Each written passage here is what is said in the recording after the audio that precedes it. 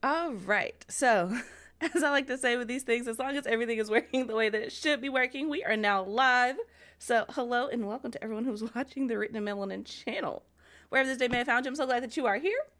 My name is Chelsea, and I write books about Black girls who aren't all that nice. And sorry for being late, you guys. Y'all know that without Audrey here, I am chronically late. I'm so sorry. I'm so sorry.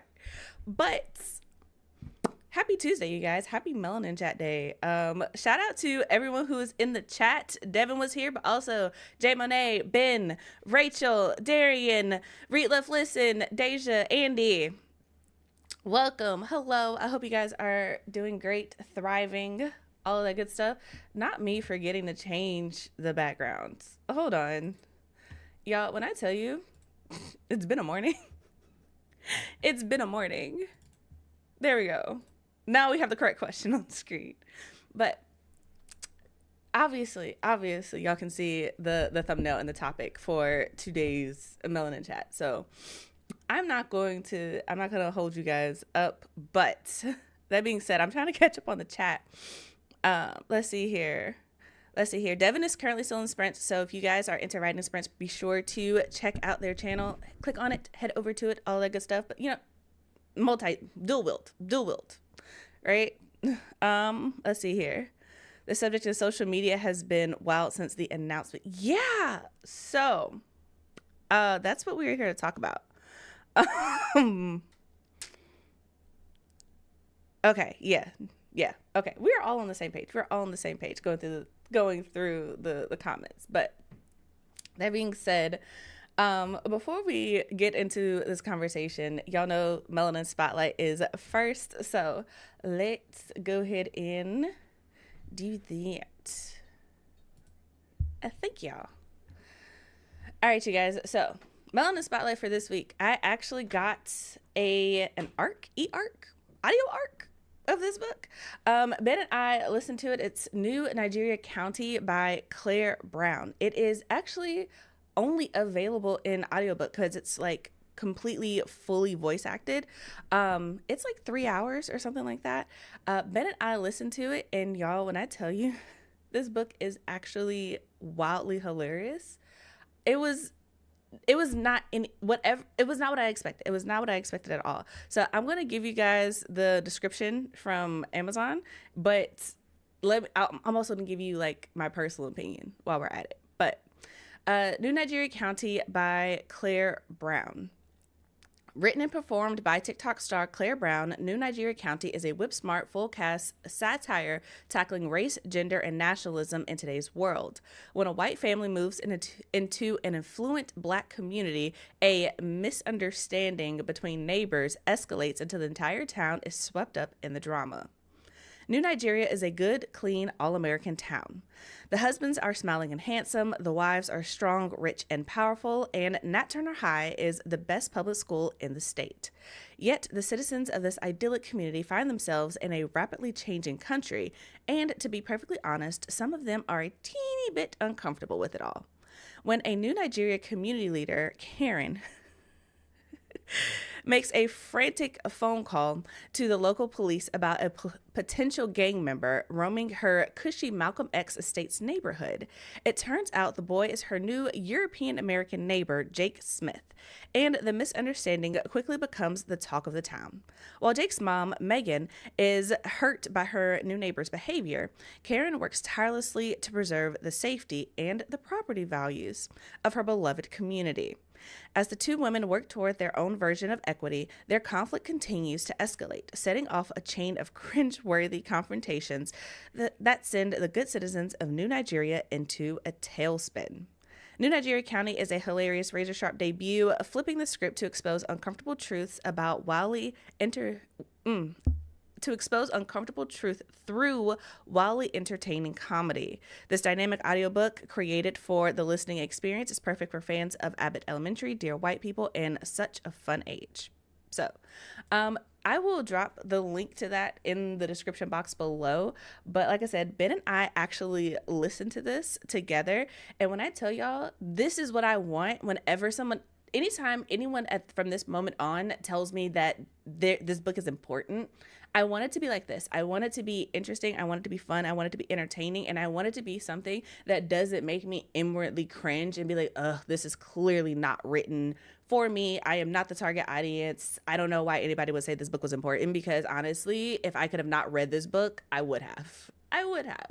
But this takes the entire concept of all the things that they mentioned, like, just race, gender, power structures, society, all of that. And it just flips it on its head. And it does it in a way where it's just like all the things are things that we are familiar with, intimately familiar with. Like, if you're not living under a rock, right, you are familiar with all of the stereotypes, but they take it and they spin it and they present it in such a way where it's just like you're forced to look at it, but it's not in a way that's uncomfortable. It's just like, yes, this is the world that we live in, and it sounds crazy, narrated like this, but it does get you thinking. And I'm like, this is how you present topics, and this is how you start discussions in a way that's not inherently like toxic and everything else. So I highly recommend it. Like I said, it's fully voice acted, and the voice acting is great. It really does feel like I don't say you're watching TV, but because books are their own thing, but whatever. It's highly amusing. I recommend it. I'll go ahead and drop the link down in the description box below, because I don't know. I did all this prepping yesterday for the Melanin Chat, and somehow, some way, I just forgot to do all of the important things, but whatever. Whatever. It is what it is. It is what it is. If you refresh the page, the link is now in the description box below. So get into it.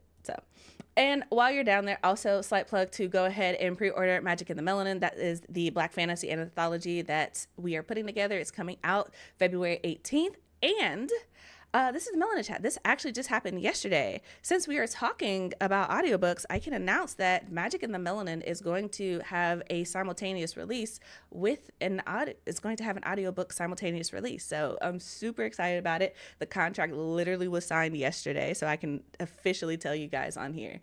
But yeah, so Magic in the Melanin is going to be available in paperback, hardback, ebook, and audiobook. So whatever format you want to get into it, you can, and I'm so excited. So stay tuned. And we are also going to have some really incredible artwork in it if you do get the physical versions. So go ahead and pre-order it. Link is in the description box below, or just go to shop.melaninlibrary.com. There you go. That being said, there are things to talk about. This conversation regarding the AI and where authors and artists and creatives stand on it, I feel like we absolutely have to have this conversation. So I went down the NaNoWriMo rabbit hole this morning, and that is part of the reason why I am late starting the Melanin Chat, because I was deep in it and I was just like, I need to be informed, right? So hold on.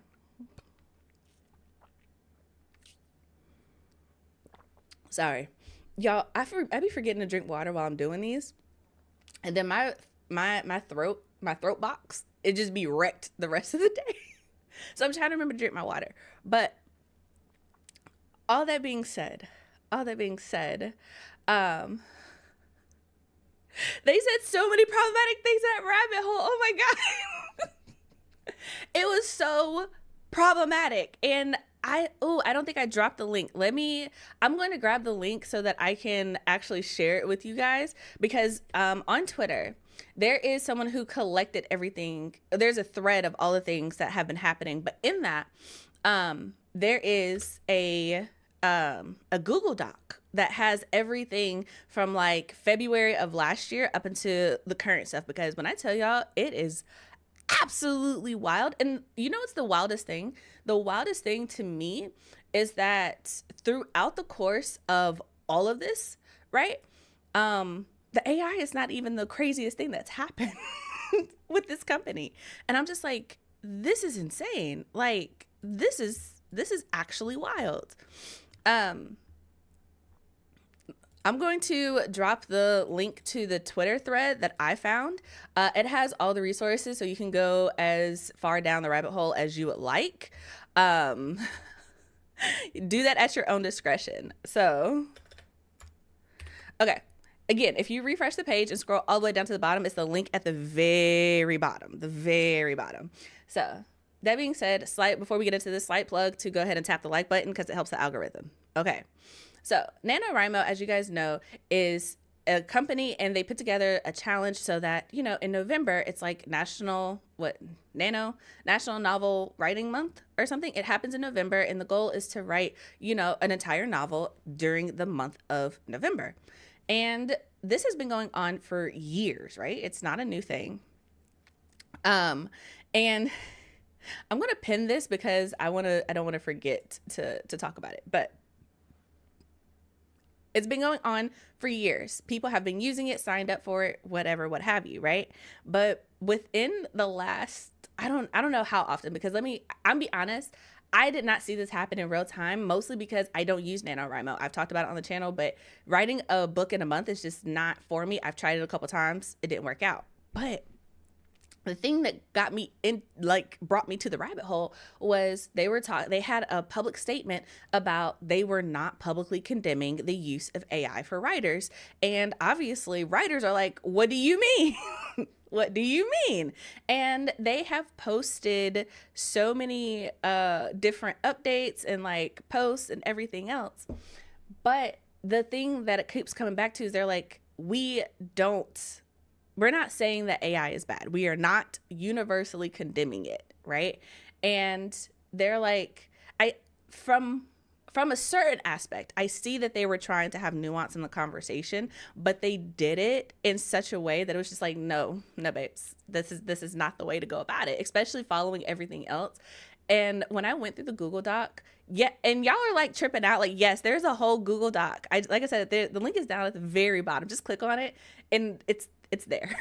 And the doc is long. It is long. It details everything. It's got hyperlinks. It's got extensions. It's got footnotes. It's got everything that you could possibly need for this rabbit hole. But in it, they say so many problematic things. And I think it's one thing for them as a whole to not condemn it.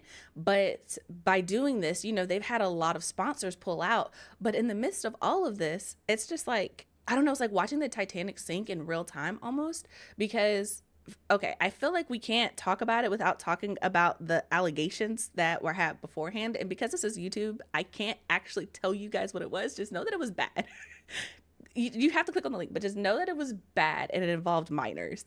And that whole thing happened, right? With the actual victims, I'll say, coming out and being like, hey, this is a thing that's happening, and reporting it and everything else, right? And they're just kind of ignoring it, brushing over it. They're not removing the moderators, any of that. But then they take a really radical stance to someone who alludes to a racist comment, which, by the way, that isn't the issue, right? And I'm glad that they did take action against it, but it's that they didn't take action about the previous thing. And then people just started dropping like flies. They left, they were pulling moderators left and right. There's all this inner drama. I think they had a whole team, and then people took to Reddit and Tumblr, and they were like, no, down with NaNoWriMo. And it worked. The grant that they had been receiving, I think it's called for Project for Awesome or something like that, that got pulled. And so they didn't have their funding got pulled. Their sponsors started pulling out. And then recently they did this whole thing with the AI.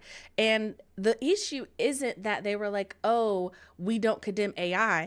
It's the fact that they phrased it oh, if you're disabled or if you're marginalized, you need the AI. And Devin put it in here. There's an actual quote in the document that I shared with you guys, but it said essentially, I'm an indie author because I couldn't cut it in TradPub. And Devin said, I say I have control issues and don't want others making me change my story. Only beta readers can sway me. Right? But that's basically what they said. They were marginalized authors are defaulted to indie publishing because trad publishing doesn't want them. Trad publishing will not accept them. And it's just the way that it's worded. And then I saw it because on my Twitter feed, all I saw was all these authors being like, oh, like I'm a disabled author and I don't use AI and I don't use AI and I don't use AI. And for the purposes of this discussion, right? Because the question I have for you guys is genuine. Should creatives use AI? And I feel like there's nuance in this conversation. I had a conversation with Celeste, and she works in tech, and she literally wrote the book on how to use like Chat GPT and stuff. Her interview is still up on the channel if you want to like get deeper into like the pros, not the pros, the upsides for using AI for writers. But I also think that there are two sides to every conversation. And there is a difference between generative AI, which is what I think a lot of us think about when we think about it, using it for writers. And that's where you basically put in a prompt and it creates things for you. I think that's what a lot of us have like the ick about. Like, no, I don't want the computer to like write for me, right? But there are things like if you use Pro Writing Aid, if you use spell check, if you use text to speech, if you use the read aloud feature on Microsoft Word, all of that is also AI. It's just non-generative AI. So there's nuance to the conversation, but it's the way that they worded it, talking about, well, we don't condemn AI because it's ableist and it's classist and it's racist to condemn it all together. And literally everybody was like, what are you talking about? What are you talking about? And so in the doc, when I was going through it, because if y'all are not part of the after chat, which I highly recommend that you sign up for, we had a conversation about this or whatever. And because of all of this, a lot of the sponsors for NaNoWriMo have pulled out, right? One of them being Ellipsis, which I didn't even know what they were, but if you use Google Doc, you should switch to Ellipsis, because essentially Ellipsis is like, hey, we're writers and we wanted a software that allows you to collaborate. Because if you guys have ever tried to use any type of like writing software, then you'll probably know that there are not a lot of collaboration features, or if there are, they're usually like higher up, like you have to pay more for it. And then the person that you're collaborating with also has to have an account. So it becomes like a thing, right? But with Ellipsis, their whole thing is collaboration, so people can collaborate for free. Like, and it's a free software, and it has a lot of cool tools. I experimented with it on, I don't know, sometime last week, whatever. But the point is, they were a sponsor. They pulled out. FreeWrite also pulled out, which is again another writing. It's not a writing software, it's a writing tool. They do have writing software on their website that you can use for free for non-distraction writing if you're into that. But basically, FreeWrite is essentially a new age typewriter, right? All you can do on it is type. That's it. And so they also pulled out from the sponsors, but Scrivener, Dabble, and Pro Writing Aid stayed or whatever. And so people obviously have strong feelings about that, right? But the thing is, in the document, they like quoted what Scrivener said, and Scrivener's position, at least, is they were like, well, basically, NaNoWriMo helped launch the company. I don't know if it was like in tandem or whatever, but the way it was worded, it implied that Scrivener got big because of NaNoWriMo, and because of that, they're like, the CEO is basically like, yeah, I'm not going to pull our sponsorship from the company that like gave us our start. And basically the way that he worded it, he was like, it's a sinking ship anyway, you guys. Like there's basically no team left, and there may not even be a NaNoWriMo 2025 at this point with the way things are going. And it's just kind of like, wow, for one of your sponsors to basically be like, there's no point pulling out because you're going to sink anyway. That's crazy. But it also makes me wonder if, you know, the other sponsors also feel that way. They're like, it's a sinking ship. There's no point in pulling out at this point, right? Especially since my thought process, and this is pure conjecture, right? I'm over the factual part of this. My conjecture, my big brain thinking, wondering is, I wonder if they are riding this sinking ship out into the end, so that when it goes down and all of the people from from NaNoWriMo are looking for a new place to write, Scrivener and Dabble and all of these lasting sponsorships can then launch their thing and be like, oh, well, you're leaving NaNoWriMo. We now have a thing that you can join so that you can, you know, have this experience, but in a healthier space or whatever. And I'm like, I wouldn't put it past them to do something like that. But it was an incredibly interesting rabbit hole to like fall down to fall down this morning. And I was just like, this is absolutely insane. I also think it's interesting that it's the smaller well, I'm not gonna say smaller companies. I'm assuming they're smaller because Scrivener and Dabble are the really big names within like writing software that I'm aware of, at least. But I think it's kind of interesting that FreeWrite, which is literally all you do is type on it. It has that's it. Like there's no spell check. There's none of that. They don't use AI. And Ellipsis, when they pulled out, they issued a statement saying that, yeah, we are disaffiliating with them because we don't want anything to do with AI or anything like that. Our writing software doesn't have it, doesn't use it, never will, etc.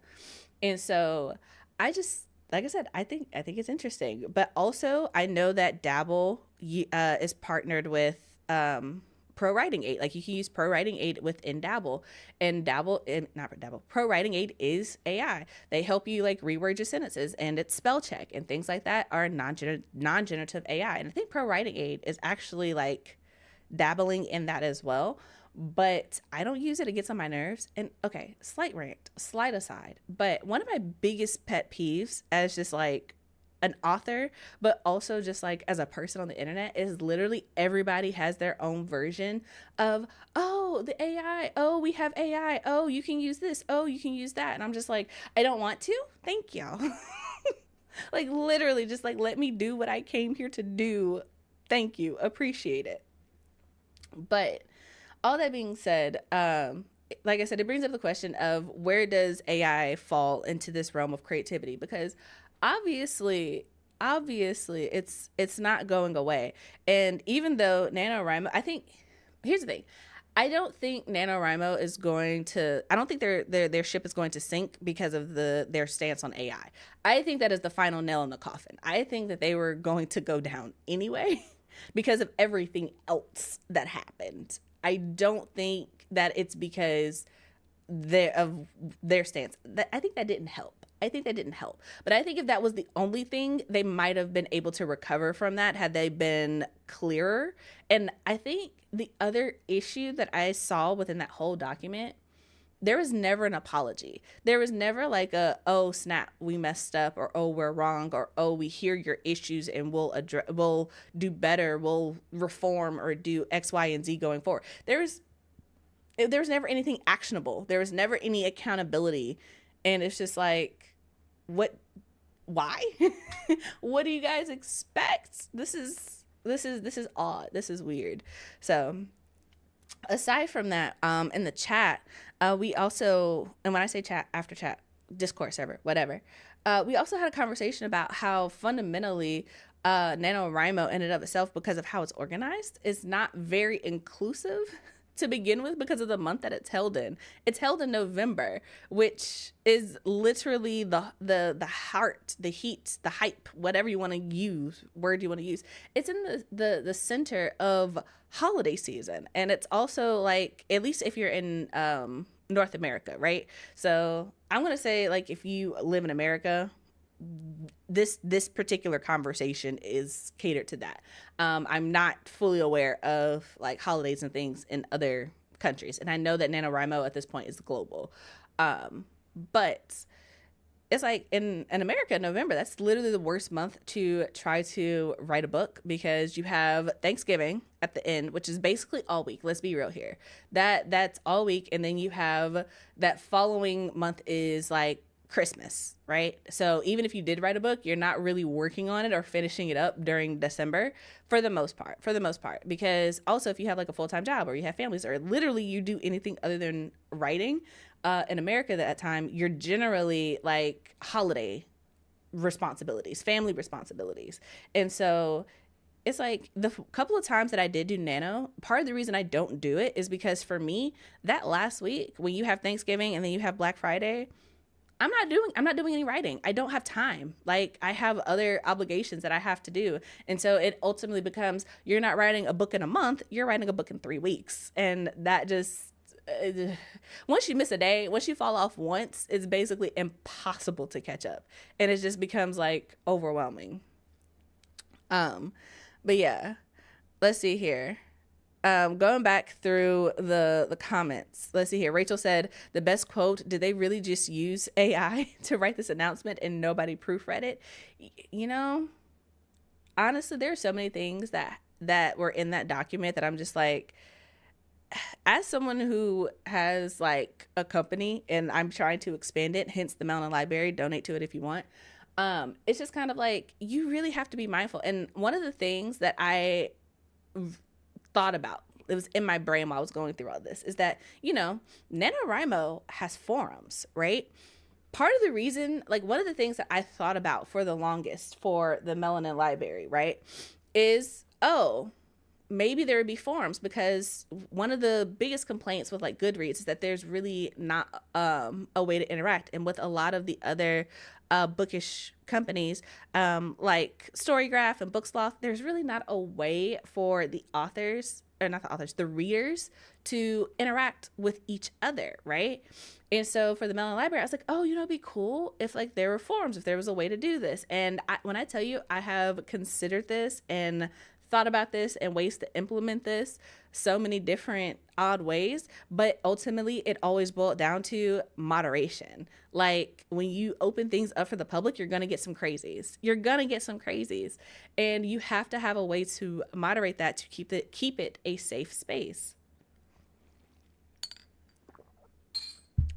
And with all of this, it sounds like the leadership in place was not implementing to make sure that it was a safe space for everyone, especially on a site that you did not have to be over 18 to use. And so it's just kind of like, if you're going to have forums, you have to have moderators who are going to be safe people. And if you find out that they are not safe people, you have to take swift and irrevocable action. Like they have to go, you have to fire them. It's just like, if in a public space, if someone who is using and participating in your space comes to you and it's just like, hey, this person that you put in charge did X, Y, and Z, there is no other recourse other than to get rid of them. Like that is it. And I find it interesting that that's not what happened, especially since we have seen that on it's happened. This is not a new story, right? But it's also going back to taking accountability for your actions and like the people that you hire. But it's also one of those things where it's just like, even if you have to have an investigation, like the woman who, there was somebody else and they put her on administrative leave, right? And I'm like, you could have done that for the moderator, especially since, to my understanding, the moderators were volunteers. It's not like they were getting paid. So it's just kind of like, if it's a volunteer, I don't understand what the issue is and why you would keep this person around, right? And it's just like, I don't know, that seems like there are too many skeletons in the closet and there's some funky things going on behind the scenes that you're like, well, if we get rid of them, they're going to talk. And then it's just like, but you didn't, and it blew up anyway. So it's just kind of like, I don't know. As like I said, as a person in charge of things, I'm just kind of like, if you have to keep things safe, and you have to hold people accountable, and you have to hold yourself accountable, you have to hold your leadership accountable. And it just seems like on every tier of whatever was going on behind the scenes, everybody was failing at their jobs. Nobody was doing what they needed to do in order to keep this successful, especially for something that was running basically off of grants and sponsorships. I feel like they might have got to a point where they were thinking, we're too big to go down. And now that's what they said about the Titanic. They said it could never sink. That's all I'm gonna say. Let's see here. Devin said, I wonder if the article will have a negative effect on project writers. Or what is that what it is? PWA? I know I saw that acronym in the document, but I'm not sure. But I think the thing that's interesting to me is the fact that the New York Times covered it. Like, it's not just a writing community thing. Like, it has escalated so far beyond the writing community that like regular people know about it and talk about it. And I'm like, that's kind of wild. And let's see here. Pro Writing Aid allows you to turn off its generative AI bot so you can still use the other tools. I love that app. Yeah, I hope that it doesn't affect Pro Writing Aid. I am one of those people where I did actually pay for a lifetime subscription to it. Mostly because it's a great acronym. I mean, not an acronym. It's a great program. I like it. I use it. I don't actually write in Pro Writing Aid, but I do have the plugins. And I personally like Pro Writing Aid way better for creative writing than I did for Grammarly. And I tried both of them. And so it's like, if you are, I'm not even saying indie author, but if you're just an author, period, and you want something to like check your sentences and check for redundancies and check for cliches and check for, things that most regular spell checkers don't, I think Pro Writing Aid is a great resource. So I hope it doesn't, but it does, it does have, AI in it. It will say, hey, do you want us to help you rephrase this sentence? I have that turned off only because I am not interested in it personally. And I think that's where my stance personally lies with AI. I think there's benefit to the non-generative stuff. But the things that can straight up create, I'm iffy about that, mostly because it's just like, even understanding that it's like throwing a bucket. What was the way it was explained to me? Essentially, it's the way generative AI works. It's just like, essentially, if you throw a bucket of water into the ocean, the likelihood that you're going to get that exact same bucket of water out is like pretty much impossible, right? But even knowing that, I just find that personally, I am uninterested in it, right?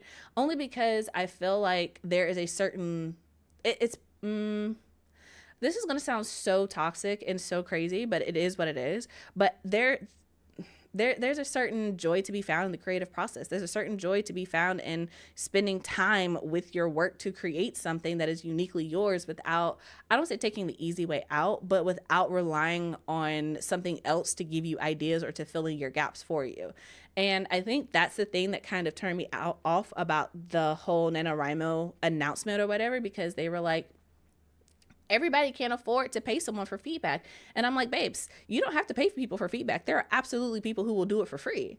And I'm just kind of like, have you tried though? Like, have you, and I guess that's the thing, because I feel like ultimately, and this is just me, Chelsea, pure conjecture, right? And you guys can let me know what you think in the comments, but I personally am of the mindset that AI, with what NaNoWriMo implied, based off of their logic, right? I feel like that is going to open up this conversation to be like, oh, if you don't like AI or you don't support AI, then you're gatekeeping, right? And I feel like that word is thrown around so much on the internet, and I'm just kind of like, I don't know, maybe I am, but I also feel like, is it the same if you like, I don't know, it's just kind of like, if you play if you play football, right? But then somebody comes out with these gloves so that every time you use the gloves, you catch the ball. Always, right? You don't have to practice. You can just straight up go out on the field, and if somebody throws the ball to you, you're going to catch it. Obviously, people who have trained and practiced and who are on the field every day are like, yo, that's not how this game works. That's not how this game plays, right? But people are going to be like, well, you still have to practice so that you can run and take a hit and da da da. There's more aspects to it. And it's like, yes, but at the same time, this person is still using something that makes it changes how people play the game, right? It takes the skill out of it, unfortunately. And I feel like when it comes to writing, people don't want to say that, but when you use generative AI, it takes the skill out of writing. It just makes it into a process. And I'm not saying that there's anything inherently wrong with that, especially if you're just writing an email. But I think when you talk creative writing to a certain level, you are talking about gatekeeping, because you're also gatekeeping if like you have the money to buy software like Dabble or Scrivener. You're also gatekeeping if you have the time to sit down for hours on end without distraction. Like everything, nothing in life is equitable in that it's like the same across the board for everyone. So I think it's interesting when you bring up the idea of, but it's like, oh, but the AI makes it so that marginalized writers can write. Like, what does that even mean? What does that even mean? And I think that, oh, the AI will replace it so that if you are in financial straits, it doesn't hinder you from this process.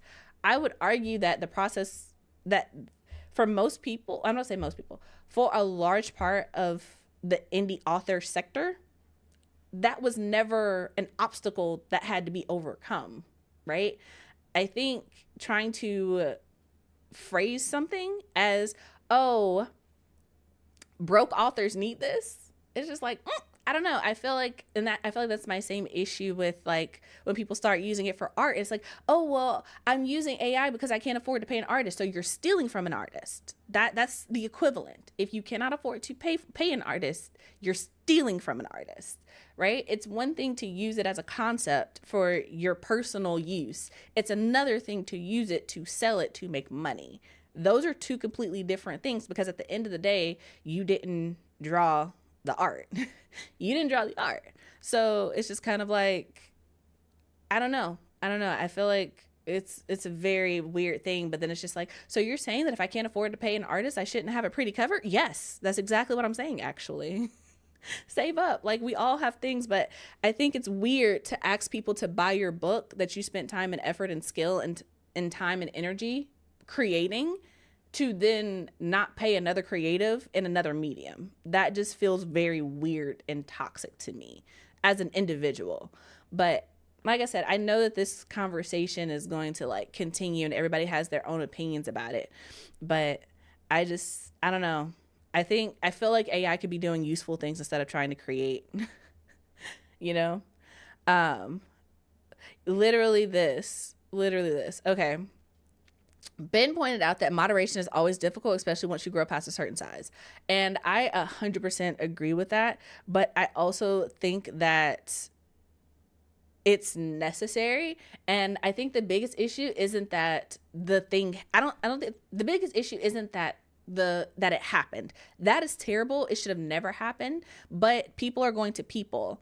I think the biggest issue is that when it happened, it wasn't dealt with swiftly and definitively, and it wasn't said, we do not allow this in our community, and the example wasn't set to say that, hey, this is a safe space where if you do have an issue with someone, you don't have to worry about that person remaining in power. I think the issue with this whole situation is the fact that not only did they not get rid of the moderator, that moderator stayed in charge of that particular forum with minors. So it's just kind of like, that is a huge issue. At the very least, remove him from moderation where he has access to people that he was not doing right by, right? But I feel like that's why I say it boils down to leadership, right? Let's see here. Darian said, have you tried making friends to create beta readers? Literally that. I think the idea that you have to pay someone for feedback, like, sure, if you have the money, I always recommend getting an editor. I feel like if you're going to pay for two things for your book, you need to pay for an editor and a cover artist. Those are the two main things. One of those is exceptionally more expensive than the other, right? But also, if you can't afford an editor, friends are free. You can say, hey, I have a book. I am looking for someone to read it. I have done it. I have had strangers on the internet be like, yes, I will read your story. Some of those people are now my friends that I still talk to. So it's just like, I feel like a modicum of effort has to go into it before you default to saying that, oh, the AI is all they have. Because I'm like, I don't know, May. I don't know. Like, your mom, your sister, your little brother, whoever, like, I promise you, there is somebody who wants to read your book. And if you give it to them for free, they will happily tell you everything that is wrong with it. It is literally why book reviewers exist. Some people get books and they have fun tearing it apart. Just ask someone to do that privately. I don't know. It's not impossible though.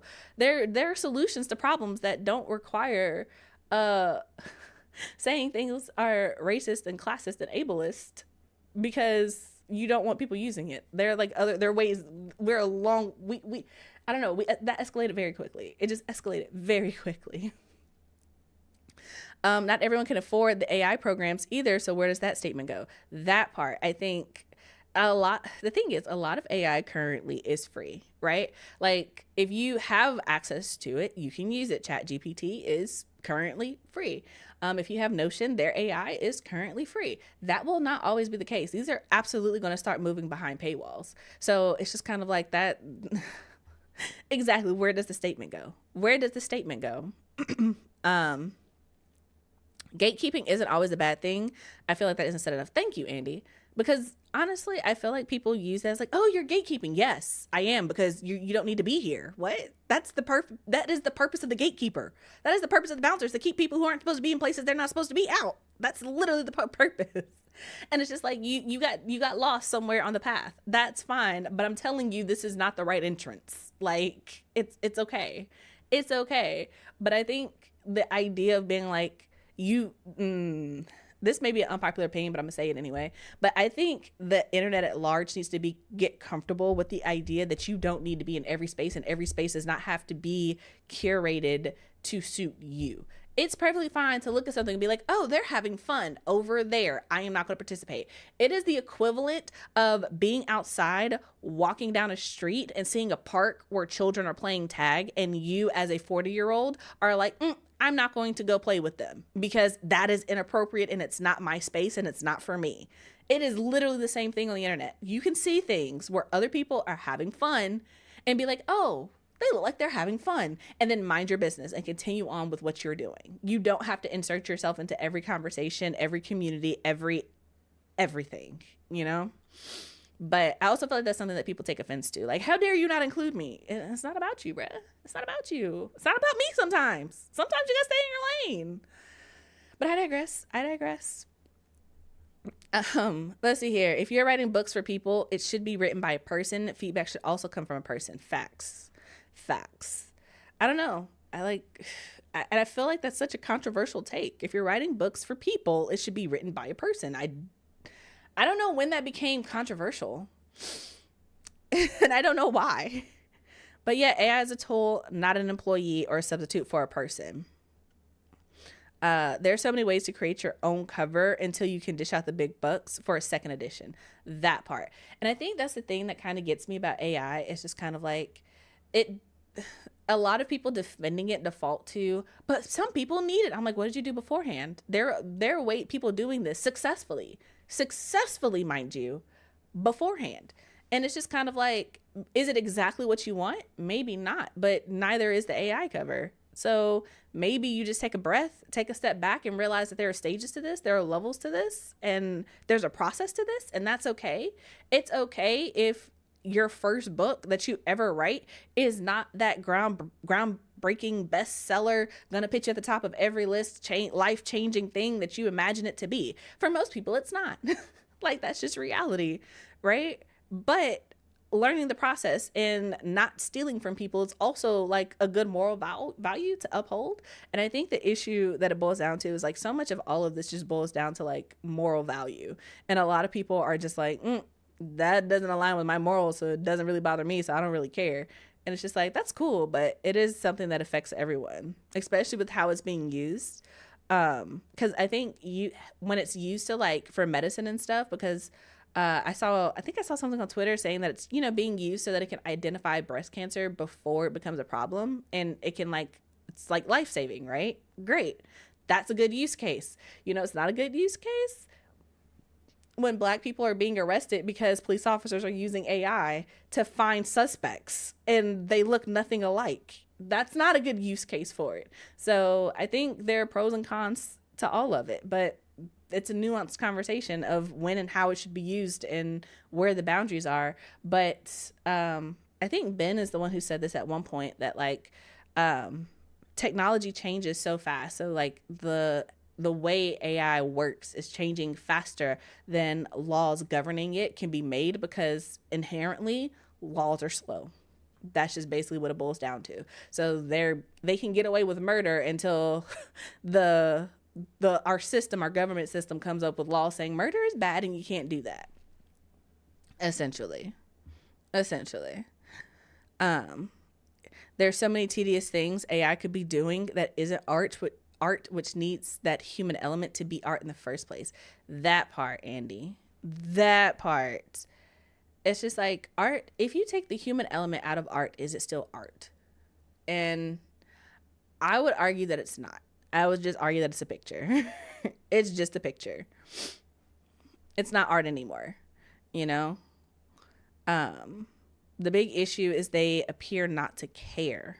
And that's what it boils down to, everything. All of it. A lot of people don't a lot of people don't care about things until it directly affects them, right? And that is kind of the unfortunate reality of all of this. So many people are just like, oh, that doesn't involve me. I don't really care. It doesn't affect me, so I don't really care. But then once it does, it's like, well, we could have stopped this when it was just a little itty bitty problem, but now it's a huge problem, and now everybody has an opinion about it. But it is what it is. It is what it is. Let's see here. If you're trying to sell to people, it really is a bad idea to remove real people from the creative process. Facts. And Devin said, for artists who want to protect their work online, check out the Glaze project. You basically corrupt your own work so AI doesn't see it. That's how it was explained to me. Interesting. I've heard of artists glazing their work before they put it online. And it's the fact that we live in a world where it's just like that is an issue.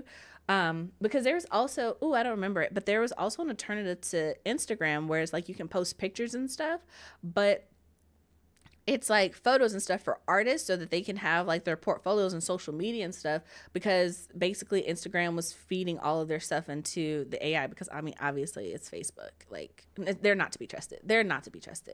But, it was a huge thing. And I can't remember the name of it right now, but I know a lot of artists were just straight up like leaving Instagram like in droves, and they were just like, yeah, no, we're not about it, which is crazy, because I'm like, how are you creating a thing where the people in that medium are like, we don't want this is bad for us, and you're like, oh, but this is good? Like, that's so weird to me. How are you going to be like, hey, we are creating this thing for artists, right? That's supposed to be helpful, but the artists are like, we don't want it. Or you're creating these things for authors, and the authors are like, we don't want it, and yet and still you're like, oh, but this is going to be great. Because it's just like, I know how I feel whenever I see conversations online where people are like, yeah, I wrote a book using the AI and I gave it this and it wrote this and then I just cleaned it up and da-da-da-da. And I'm just kind of like, so you didn't write the book. The AI wrote the book and you were just an editor. So you can't say that this book is by your name. You would have to say the book is by AI, edited by your name, right? That's how that works. You can't take credit for something that you didn't actually do. And then people are like, well, no. Like, I still had to do, no. So if you're telling me that if a person gave me an idea and I wrote the rough draft for it and I was like, okay, and then they just took it and cleaned it up, they can then slap their name on it and be like, they wrote it. Like, that's pretty sure that's stealing. Pretty sure that's stealing, and you can like be sued for that.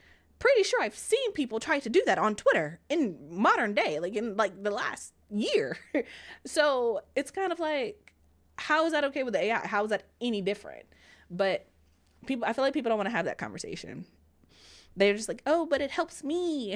And it's just like, great, but this is a very, very, very, very slippery slope. Like, Also, Ash is here. Good day. How are you, ma'am? I really want to get in on this one, but work got in the way. Outside of being a tool, nope. Yeah.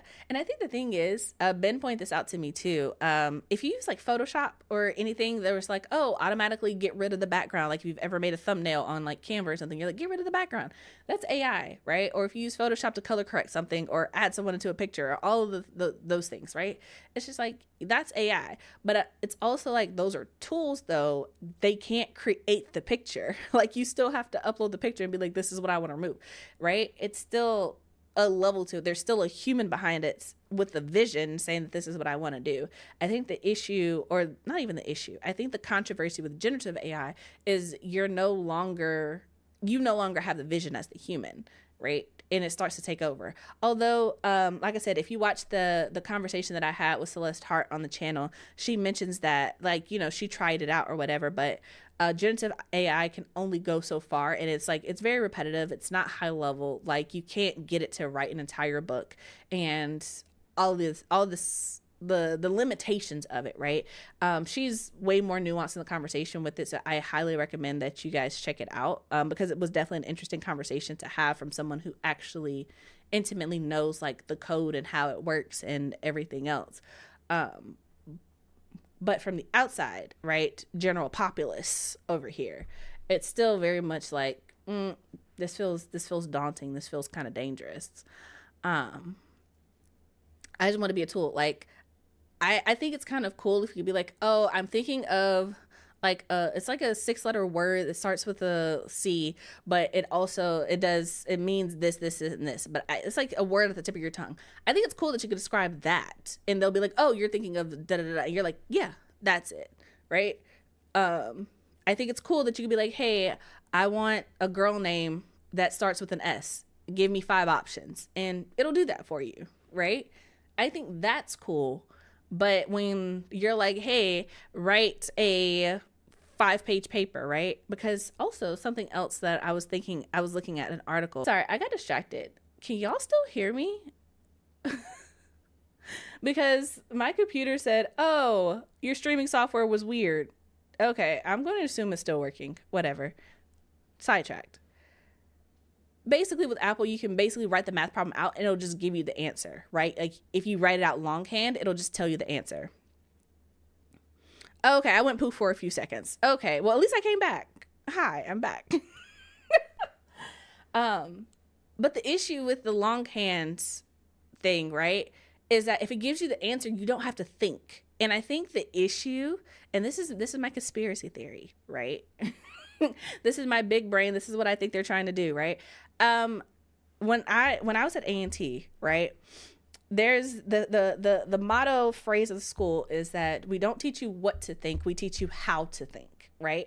And that's really important because it's like you need to know how to think for yourself. Critical thinking skills are important to be able to look at a problem and not just be like, oh, this is the answer, but understand this is the problem. This is how we got here. This is how we solve the problem. Being able to break things down and having been a teacher and seeing how the babies don't have critical thinking skills, it's just like, okay, but what's the answer? And I'm like, okay, let's figure this out. Like, don't just come to me. There are too many of you in this room for all of you to come to me every single time there is a problem. We have to figure out some problem solving skills. Okay, that is something that you're supposed to learn in school. It is literally, I can tell you, it is literally in elementary school on the curriculum to teach problem solving skills, right? So the fact that there are people in like college who are like, I don't know how to write a paper. I don't know how to look up resources. I don't know how to read on a collegiate level. I don't know how, but the issue isn't that they don't know how. It's the fact that one, it's not being taught, and two, they're being told what to think. They're not being encouraged to have their own thoughts and to explore. And I think that is the dangerous road that we are headed down, right? It's like, it's one thing if you can't use a quadratic formula in your everyday life, right? That's one thing. It's a completely other thing if you don't know your multiplication, your basic multiplication, because you've always had a computer or the AI to tell you, that now we're in dangerous territory, because it's just like, and that in conjunction with people getting rid of information. And, I think there's like this giant lawsuit going on trying to like shut down like the library. Oh, I forgot what it's called. It's not the Library of Congress, obviously, but they're trying to, it's like where you can get like free books and stuff, but they're all books that are like past the free right use or something like that. They're shutting that down. They're getting rid of the archives of information. So it's just like, you're not going to have anything to compare the information to. Like, you're not going to have anything to be like, well, no, all you're going to have is AI slump, right? And I know that's a very like, Chelsea, I don't know about that. That's probably not going to actually happen.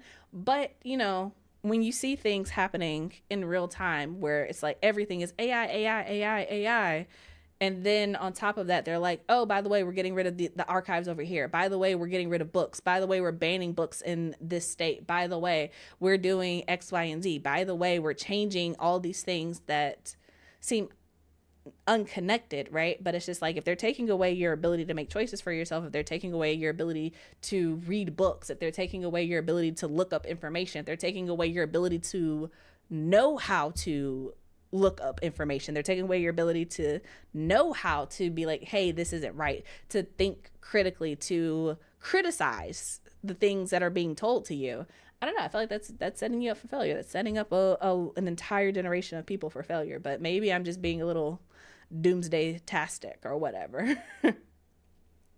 But I just personally, I think it's interesting. I think this whole thing is interesting. But pulling it back to what I meant for this whole conversation to be about, just in general, yeah, I think AI is I think it's a slippery slope. I think it's hard to say if creators should use it or not. I think if it's a tool that you find helpful, go for it. But if not, it is what it is. It is what it is. I know that I'm not a huge fan of using AI. I don't see myself using AI outside of like spell check and like the basic pro writing aid features and things like that. I've used ChatGPT. I've used some of the AI features just so that critical thinking, I can make my own opinion about it versus just regurgitating things that other people have told me about it. But I have yet to find as a creative, in my creative process, I have yet to find a way that AI is generally or genuinely helpful in my process and what I do, So it's just, I don't know. If it works for you, great. I haven't found a use case for it as someone who had a process prior to it. I don't see where it fits into it. That's all. So yeah. And I don't think I've come across a visual artist who's like, yes, I like it. The only use case that I've seen from a visual artist, like who like draws and things like that, is if they were doing work for someone else and the AI they were like, yeah, you can use the AI to give me like an idea of what direction you want to go in, right? But even with that, like generators and stuff like that are not free. I know that I have access to one through my Adobe Creative Cloud Suite, but like the Midjourney and the Dollies and stuff, you have to pay for that. So again, it's not really opening up the door to make it accessible for everyone. Because it's like, if you're going to pay for the generator, just pay an artist. But let's see here. Cherry is here. Hello. Welcome, love. Some people even lie to themselves and say the prompts is the human creation. I don't know what to say about that kind of denial. Yeah. The prompts, no. Also, it is now 11 o'clock. So if you guys want to sign up for the after chat that is going on after this, I'm going to go through these last couple comments and migrate over there. Also, a reminder to check out the book of the week, which is New Nigeria County by Claire Brown. It's an audiobook. It is amazing. You should get into it. Also, a reminder to go ahead and pre-order Magic in the Melanin. If you missed the announcement at the beginning, we are having a simultaneous release with the audiobook, so you can get it in any format come February 18th. If you pre-order it, though, all that money will be divided among the contributing authors, so you'll be directly helping to support Black authors, not only the Melanin Library, but everyone who's contributing to it as well. So, that being said, Fred said that scenario sounds like group projects back in high school. Talk about a nightmare. Don't miss that at all. Ben said, it's okay if your process takes multiple steps. Selling books and writing books are two separate skills, and people need to realize when their goals require them to do both. Ooh, a word. Those are separate skills, my dude. Problem solving is a skill. It helps with all decision making and is essential to becoming a productive, independent adult. And that's what they don't want. They don't want you to be productive. They don't want you to think outside. They don't want you to think that you can do anything yourself. And I think, again, my conspiracy, I could be completely wrong, but I think the issue is that there are a lot more people in this current generation who are like, I'm going to be an entrepreneur because y'all told me that if I go to school and I do well, I can like come out and get a good job. But then millennials were like, y'all lied. Y'all straight up lied, because like I cannot afford to even like live by myself, let alone like buy a house, get married, have kids, go on vacations, buy a car, all the things that y'all told me that I would be able to do. And so now people are like, oh, I'm going to be entrepreneurs, right? But in conjunction with that, and also in conjunction with like not having more kids, they're like, oh, the workforce is dwindling. So I feel like they're trying to take away people's ability to think for themselves. So they're happy being drones, being cogs in the machine. And because they need cogs to be in the machine in order for the machine to run. And they're like, we're running out of cogs, and the ones that we do have don't want to be a part of the machine. This is a problem. That's my conspiracy theory, but you know, I could be wrong. I could be wrong. Let's see here. Cherry said the Internet Archive case hurt me. You're so right about them deleting archives and creating doubt about facts to the public. Yeah, because the thing is, the internet is not to be trusted. Everybody has an opinion. Everybody thinks their opinion is fact. And if they get rid of ways to fact check people, then there's going to be even more discourse. There's going to be even more division. And when people aren't united, it's a lot easier to control them. Like there's no way that anyone's going to convince me that all the things that are happening are not being done intentionally. Like there's no way. These are not just coincidences. Let's see here. It can be helpful for thumbnailing, but it shouldn't be used for final work. Agreed. I'm against it personally. AI artwork personally. Like I said, unless you're using it for your own personal use, like, oh, I have this character and I just want to fill in their character thing. Because I will say this, and this is my last thing before I move over to the after chat, right? As a Black person, right? Who writes fantasy books, it is almost impossible to find any characters who look like what I'm describing in pictures, mostly because it is the fact that if you're not non-melanated, right, you're not going to find characters that are pictures or even stock photos really without doing some serious work. There are companies that are trying to do better about having diverse images and such. But if you go to any image search, Google, Pinterest, Instagram, wherever, if you go to any stock photo, Pixels, Pixabay, whatever, and you search for girls sitting on the ground, all of them are going to be white girls. Every last single one of them is going to be a white girl. If you want Black characters, you have to say, I want a Black girl sitting on the ground. And even then, you're not going to have as many options. So I feel like when it comes to your own personal use for like character sheets, that's part of the reason why so many softwares are like, oh, you can have character sheets and you can insert a picture. I don't want that, bruh. Because that's just going to remind me that I either have to do the work to go down this rabbit hole, which is going to take hours of time, or I have to leave it blank and it's going to remind me that every time I look at it that there's not a picture of the character that I'm imagining. That's why all of my covers are illustrated. Because it's just like, where was I going to find a picture of a Black girl with cornrows and green eyes? Where? I would have had to have done a photo shoot, which is also money. So I feel like on that front, if you're using it for your personal use, sure. But at the same time, I feel like there's still that important aspect of at the end of the day, you still have to pay an artist, or you have to pay a photographer, or you have to come off of some coins. But I don't think that's just for Black authors. I think that's for everyone across the board. At whatever you use it for, at the end of the day, you have to go to a professional. That's how it works with everything. But let's see here. Devin said, as you said, asking questions for help, spell checking. I do use Pro Writing Aid to help with my passive voice issues, but that's the extent of the AI that I use. Yeah. Like I said, non-generative stuff, great. Anything other than that, sketchy territory. But that being said, Ben pointed out that the store is available on the channel, so please, for sure, get into it. If you look down below this video, you will see that we have the cup that matches this hoodie. It's full of Black names by Black authors. If you get the mug or the book, you'll be directly supporting the Melanin Library, and you'll have some cool merch to go along with it. Reminder that if you do purchase the book, it is not shipping out until the book is actually available. That is a pre-order link, so get into it. But that's it for today's Melanin Chat. Thank you guys for being here. Tap the like button if you haven't already. Subscribe to the channel, turn on the notification. Check out all the links down in the description box below. And sign up for the after chat. $5 gets you in, and supporting the Patreon helps support the Melanin Libraries, helps support the channel, helps support all the things. So that being said, you guys, thank you for being here. And until next time, I hope your days are lovely and your books are interesting.